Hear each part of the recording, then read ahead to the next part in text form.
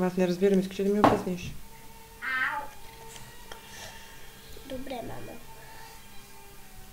С лявата ръка се хващате и вдигате палеца.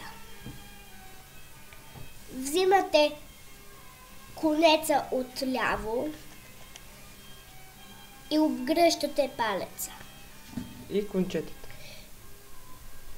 И конеца го прехвърляте през стряхата. И после дърпате нагоре. Точно така. Ако искаш сега да смениш цветовете.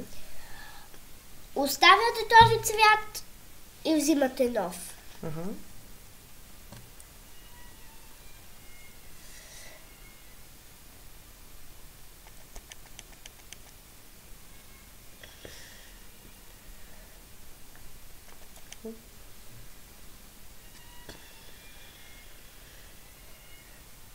Сигурно е прекалено тънко.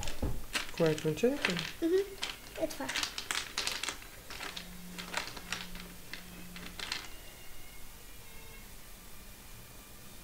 Така може да редуват всички цветове, имаш предвид. Така се редуват. О. И като ни свърши последния цвят, пак първия.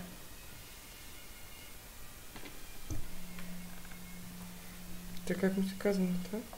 Дръхани. А?